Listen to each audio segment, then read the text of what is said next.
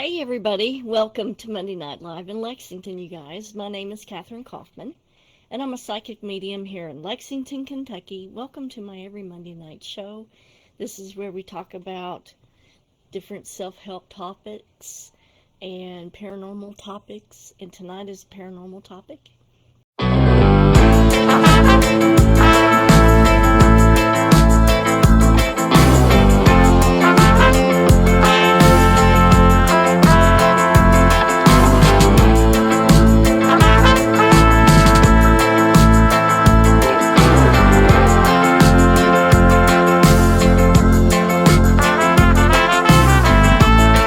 We're going to be talking about skinwalkers.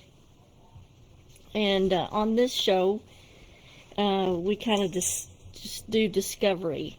We dig to the bottom of these topics and look at the whys and wherefores of these things.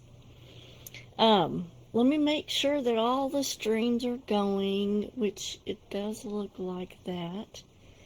Not much going on here in Lexington. It's 50 degrees one day and 80 degrees the next. So, really not sure how to take this weather. Hey to Amber, good to see you tonight. But I am patiently waiting to put out my tomato plants. I don't want to kill any of them. So I think I'm going to hold off for one more week and then we're going to try to put those out.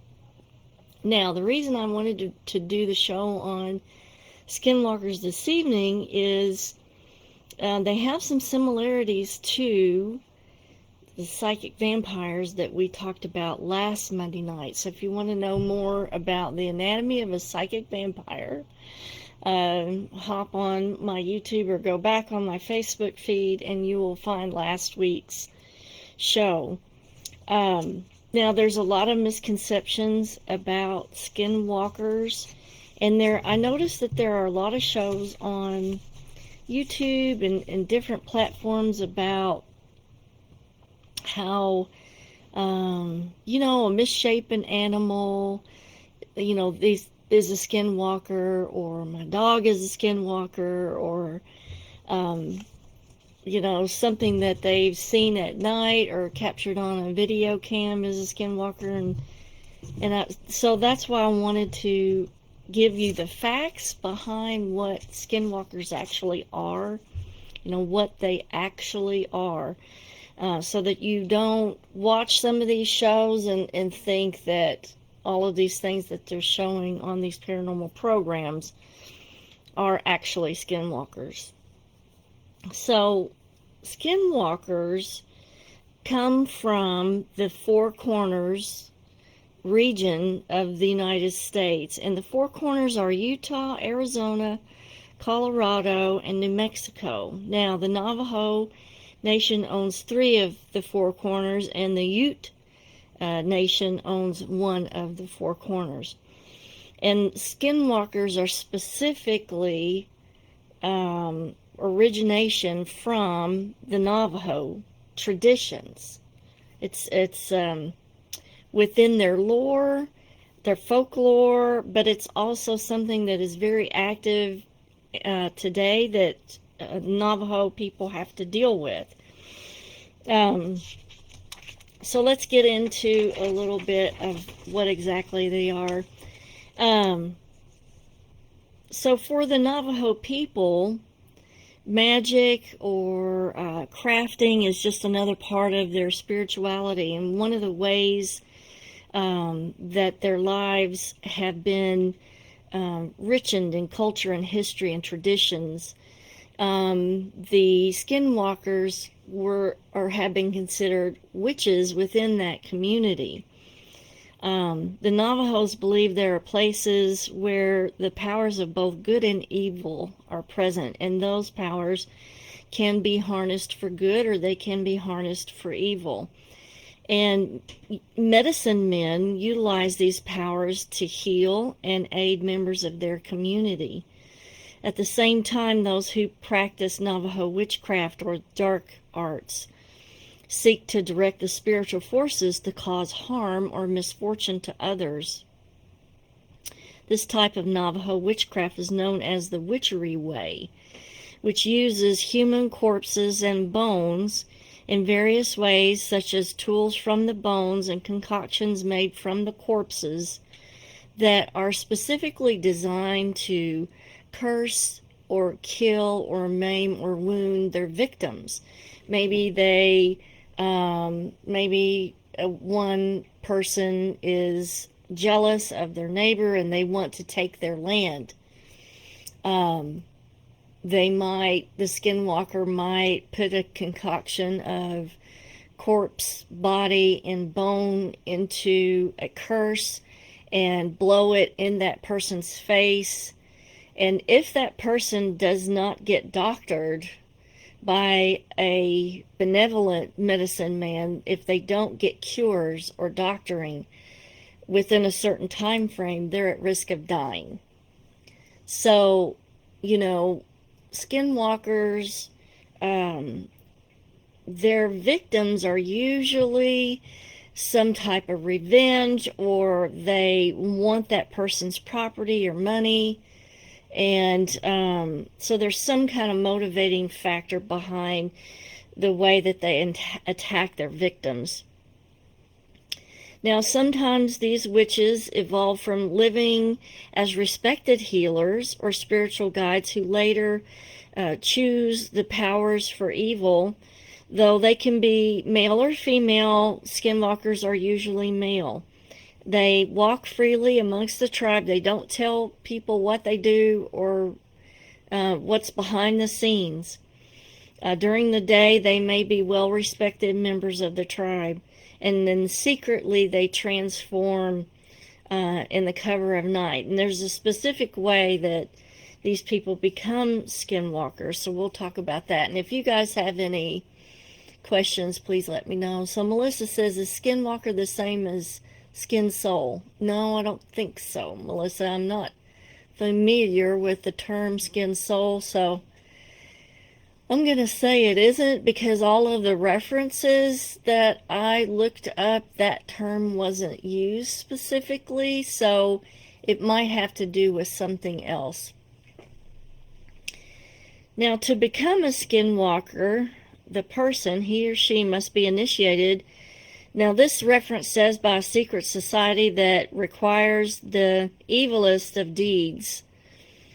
Specifically, a immediate family member must be sacrificed or murdered.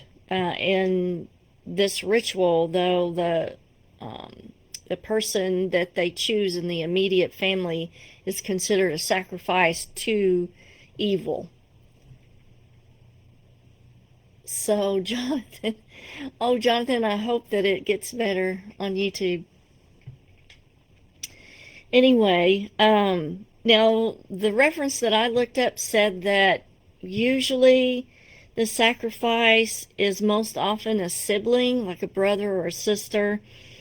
And what they do is they'll take that person out into the desert in the middle of the night and murder them, kill them, sacrifice them.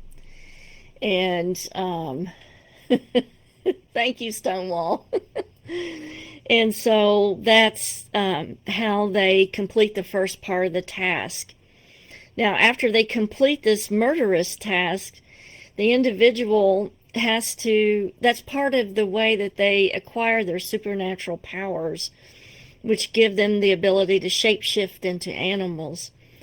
They're often seen as coyotes, wolves, foxes, cougars, dogs, and bears, but they can take the shape of any animal. They wear the skin of the animal to help themselves transform into this skinwalker. Now, some references that I looked at said that when they take the animal and kill it and skin it to do that, they drink the blood and eat the heart of the animal. And then they make some kind of a covering to wear to use the animal's energy to transform themselves into it's not an exact copy of the animal, because the people that have seen skinwalkers tell me that they often know exactly that something is wrong with what they're seeing. In other words, the animal doesn't look normal. And we'll get into that in just a couple minutes. Um, okay. Sometimes they will also wear the animal skulls or antlers atop their head, giving them more power. Because you remember, a part of their curses or hexes is to dig up a corpse and use the bones and the rotting flesh of the corpse. And so a lot of their implements are made from bone, not only the ground up bone, but bone knives and things like that. So the bones are very revered in the wearing of the bones. Okay. Um, they choose what animal they want to turn into depending on the abilities that they need for a particular task, such as speed, strength, endurance, stealth. Okay, maybe they transform into a coyote for stealth, claws, teeth, etc. So if they intend on destruction, maybe they would transform into a bear and use the claws and the teeth of the bear to reap their destruction. They may transform again if trying to escape from people who are pursuing them. Now, because these people wear the animal skins, it's considered taboo in Navajo for its members to wear the pelt of any predatory animal. However, sheepskin, leather, and buckskin are acceptable. So, if you walk around wearing a bear skin, whatever, that might come under scrutiny in that community, because that's a taboo thing to do. All right. So, once they are shape-shifted, others could tell they were not real animals because of their size and because their eyes were very different from the animals. Instead of their eyes looking like an animal's, their eyes look human when they're shape-shifted. And when the lights shine on them, they turn bright red. Alternately, their eyes will look more like an animal when they're in their human shape. And when the lights are flashed in their eyes in the human shape, it will reflect like an animal's. So that kind of flip-flops with their structure. The evil society of the witches gathers in a dark cave or secluded place for several purposes: to initiate new members, plot their activities, decide what people they're going to harm from a distance with black magic. They will perform dark ceremonial rites. And these ceremonies are actually kind of similar or mimic other tribal ceremonies, including dancing, feasts, rituals, sand painting, but they're all corrupted by the evil practices or dark connotations that they bring into a ceremony. The evildoers are also said to engage in necrophilia with female corpses, and they also commit cannibalism, incest, and they ritually and constantly are robbing graves. So, grave in that community, to have a grave be robbed and to have that happen is a clear indicator that there is a skinwalker and they are doing something bad within the community. So it really kind of activates all the powers of good within the community. And from what I read, they will often kind of scour their own community for who it is and try to take care of it within the community. It's just very interesting. During the gatherings, we're getting back to the evil society here. During their gatherings, the skinwalkers shapeshift into their animal forms or go about naked, wearing only beaded jewelry and ceremonial paint. The leader of the skinwalkers is usually an older man who's very powerful and lives a long time or is extremely old. And so one of the things that's thought about the people that want to become skinwalkers is they have the belief that they gain immortality somehow by being a skinwalker. Now, skinwalkers also have other powers besides the shape-shifting. The skinwalkers also include reading people's minds, also controlling someone else's thoughts and behaviors, making them do things that they wouldn't normally participate in or do. They cause disease and illness, destroying property, and they can even cause death. So, one other thing that they do that I have heard about frequently is they will mimic the voice of the person that they are causing harm to. They can also mimic the voice of someone, like a loved one, in order to distract or bring somebody away from a safe place into a dangerous situation. Now, there's several ways to know if a skinwalker is near. They make sounds around the home, such as knocking on windows, banging walls, and scraping noises on the roof specifically. On some occasions, they have been spied peering through windows. More often, they appear in the front of vehicles in the hopes of causing a serious car accident. So, that's kind of concerning, isn't it? It is said that in addition to being able to shapeshift, the skinwalker can also control the creatures of the night, such as wolves, owls, and cause them to do their bidding. So this gets into not only they control the minds of humans, but they control the minds of some certain animals as well. Some can call up the spirits of the dead and reanimate the corpses to attack the victims. Now, I've not heard of that as often as some of the other things. Some can call up the spirits of the dead. Because of this, the Indians rarely venture out alone and especially at night. I know a lot of people definitely will make sure that everybody is in before dark because of this situation.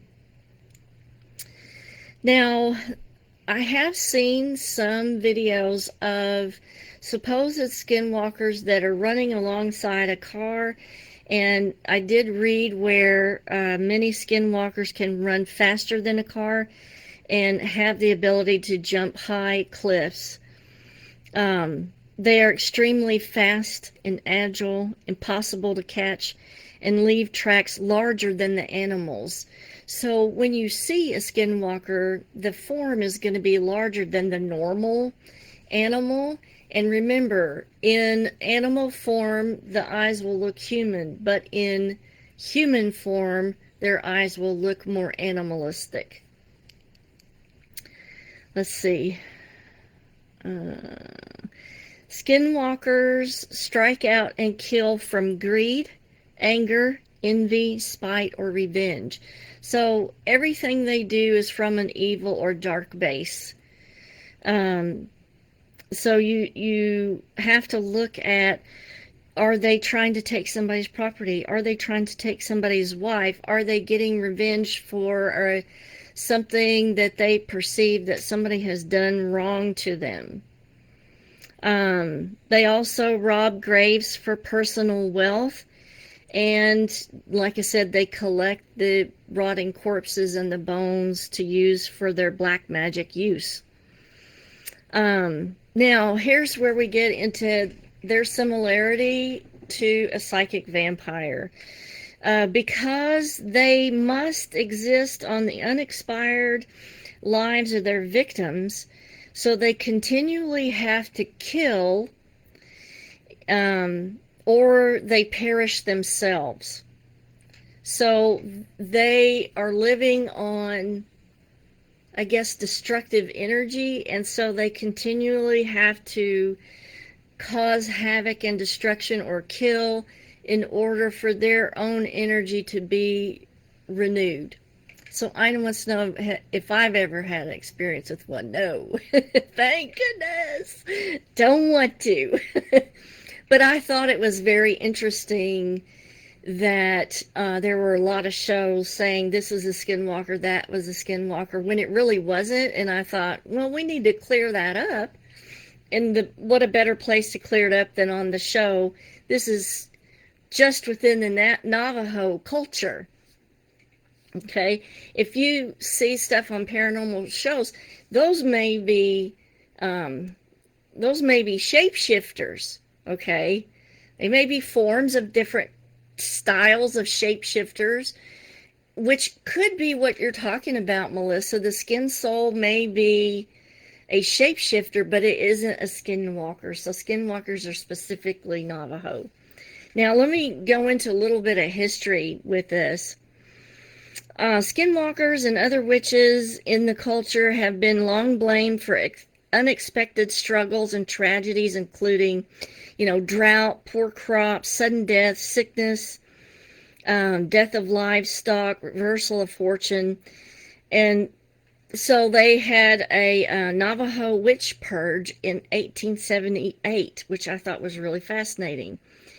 And that was the most apparent way that they view and deal with the skinwalkers. So this initially evolved from a cultural response to so many people moving across and into other lands.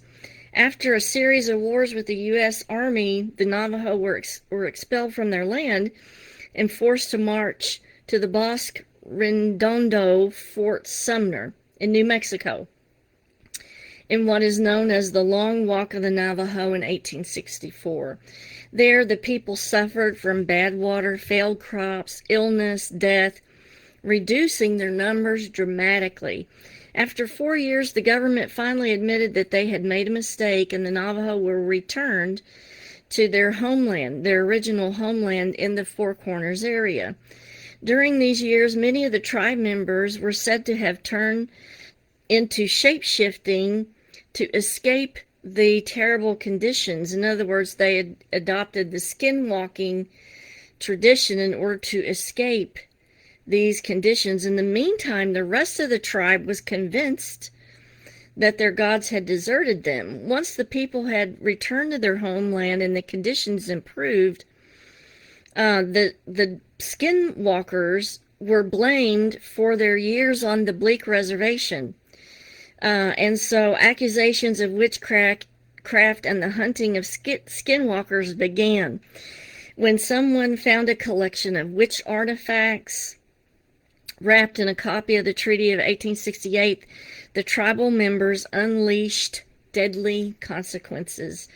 The Navajo witch purge occurred in 1878, in which 40 suspected Navajo witches were killed to restore the harmony and balance to the tribe.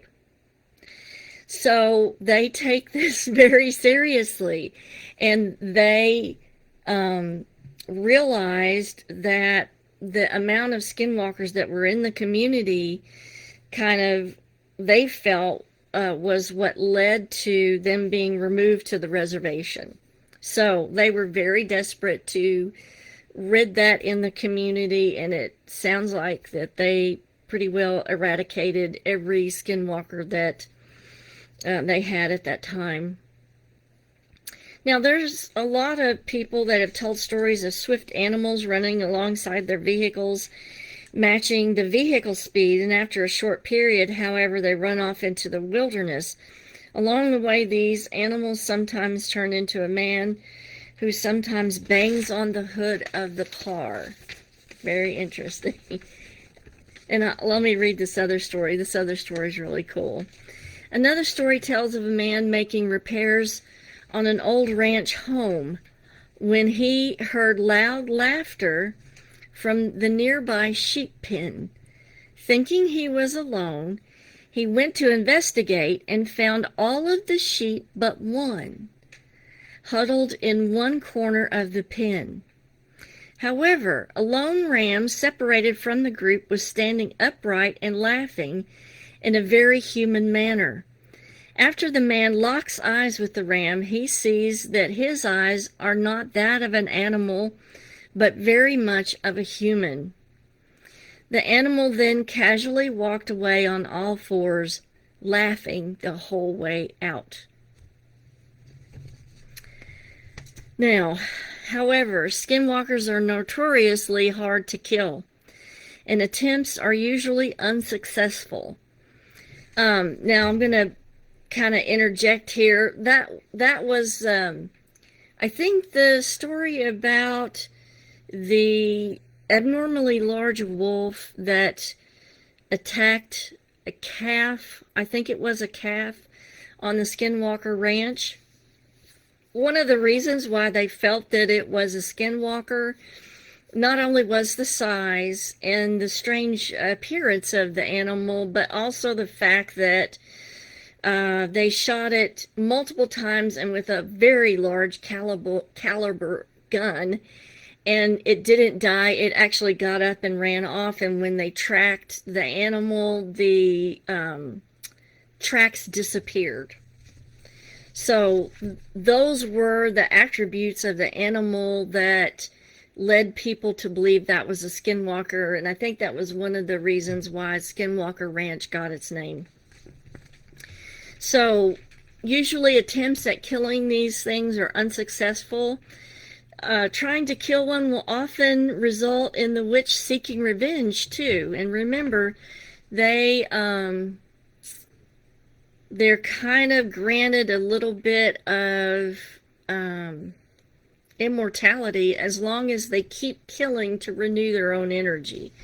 If they, for whatever reason, let's say they get sick and they can't destroy, wreak havoc, they can't kill, their energy will wane and they will die if they don't keep killing to restore this borrowed life force that they're constantly needing to stay alive. Now, successfully killing a skinwalker requires the assistance of a powerful shaman who knows spells and rituals that can turn the skinwalker's evil back upon itself. Another alternative is to shoot the creature with bullets dipped in white ash. However, this shot must be hit in the witch's head or neck area. Now, as far as the white ash, one of the other things that I read, they just talked about the ash of a fire. And in this reference, they're more specifically saying white ash. And when I first read it, I was thinking maybe they're meaning a white ash tree, but now, since I read the other reference, I think it is strictly the whitened ashes of a fire. Now, they also talked about using cedar wood, boughs. I'm not sure if those are burned, because I know that cedar wood is sacred among a lot of different tribes. And so it would make sense to me to use the whitened ash of cedar that has been burned, but I don't know that to be true. It just made sense to me. But, you know, usually Navajo will not speak about this topic very often, if not at all, because this is something that is specific to their community. It's also kind of considered a taboo subject, but since there are so many programs that are kind of mistakenly labeling things as skinwalkers that are not really skinwalkers, I felt like we needed to clarify all of this so that you know exactly what a real skinwalker is and what it is not. So a lot of the other stuff that you're going to see on TV and YouTube are shapeshifters, but not skinwalkers. Okay. I hope this little bit of info has been interesting for you on a Monday night. And I am still working on the Anunnaki episode, and the further I get into it, the stickier it gets. But maybe I'll have that done next week. I hope you guys have a fabulous week, and thanks for tuning in. Every Monday night is the show at 7 p.m. I appreciate you showing up, and share the topic and share the video if you like. Hop over to my YouTube channel and subscribe and give it a like if you will. And I will see you next week. Kisses from Kentucky. Bye, guys.